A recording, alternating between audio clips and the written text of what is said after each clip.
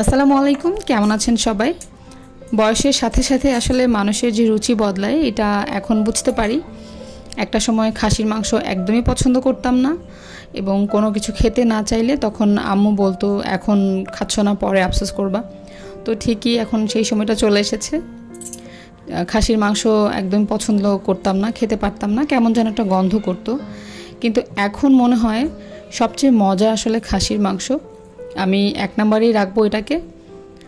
তো যাই হোক, আজকে খাসির মাংস রান্না করছি, যার কারণে ভাবলাম আপনাদের সাথে একটু শেয়ার করি। প্রথমে আমি খাসির মাংসগুলোকে ভালো করে ধুয়ে টক দই এবং লবণ দিয়ে মেরিনেট করে রাখবো। 1 ঘন্টার মতো আমি মেরিনেট করে রেখেছি। এরপর চুলায় চলে এসেছি, একটা প্যান বসিয়ে দিয়েছি এবং সামান্য তেল দিয়ে দিয়েছি। তেল বেশি দেইনি, কারণ খাসির মাংসে অনেক বেশি চর্বি থাকে, আপনা আপনি অনেক তেল বের হয়ে যায়। তো আমি পেঁয়াজ দিয়ে পেঁয়াজগুলোকে হালকা বাদামি করে নিয়েছি। এখন এর মধ্যে একে একে বাটা মশলাগুলো দিয়ে দিব। আদা বাটা, রসুন বাটা, জিরে বাটা দিয়ে ভালোভাবে নেড়েচেড়ে আমি মশলাগুলোকে একটু কষিয়ে নেব। মশলা যত কষানো হবে রান্না ততই মজা হবে। তবে এই ক্ষেত্রে আমার একটু ধৈর্যটা কম, আমি অনেকক্ষণ ধরে কষাতে পারি না, তারপরেও চেষ্টা করেছি।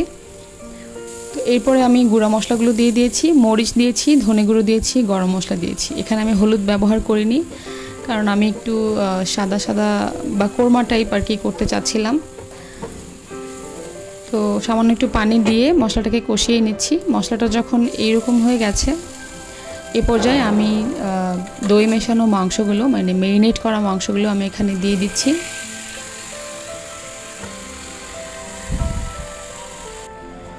এখন ভালোভাবে মাংসগুলোকে মশলার সাথে মিশিয়ে নিচ্ছি, যেন সবগুলো মাংসে যেন মশলাগুলো লাগে।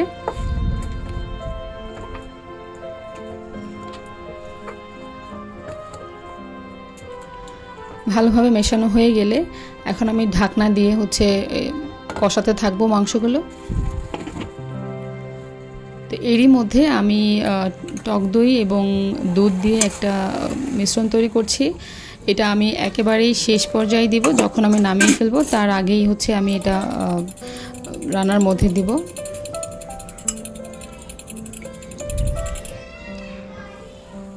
তো এই যে দেখতে পাচ্ছেন, অল্প অল্প করে কিন্তু মাংসর গায়ে থেকে পানি বের হচ্ছে। তো আমি অনেকক্ষণ ধরে এটা কষাবো, পানি দেব না, আবার ঢাকনা দিয়ে ঢেকে দেব। তো দেখতেই পাচ্ছেন বেশ খানিকটা পানি বের হয়ে গেছে মাংস থেকে।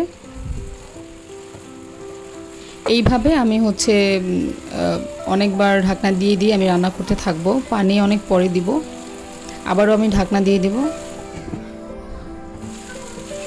এরকম করে আমি প্রায় 4-5 বার করেছি, পানি ছাড়া এটাকে কষিয়ে নিয়েছি এভাবে নেড়ে চেড়ে।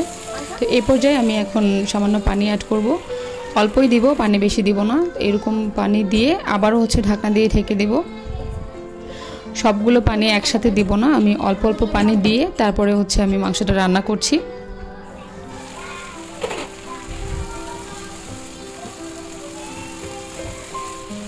তো এই যে এরকম মাখা মাখা হয়ে আসলে আমি আবারও পানি দিয়ে আবারও ঢাকনা দিয়ে ঢেকে দিয়েছি।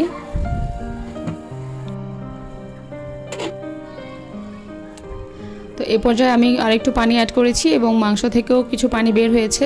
তো আমি একটু ঝোল ঝোল রাখতে চাচ্ছি, কারণ বাচ্চারা ঝোলটা অনেক বেশি পছন্দ করে। তো যার কারণে আমি খুব বেশি ঠিক করব না। তো আমি এখন যেই টক দই মেশানো দুধটা আমি এখন দিয়ে দিয়েছি, দিয়ে একটু ভালো করে নেড়ে চেড়ে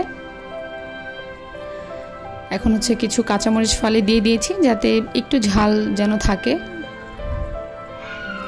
এবং নামানোর আগে সামান্য চিনি এবং গুঁড়া দুধ মিশিয়ে দিয়েছি।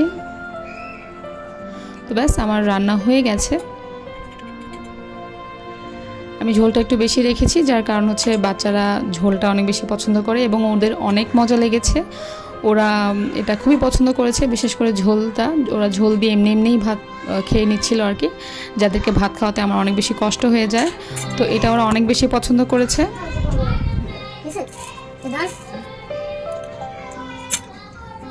সবশেষে একটু ধনেপাতা ছিটিয়ে দিয়ে পরিবেশন করে ফেলবো।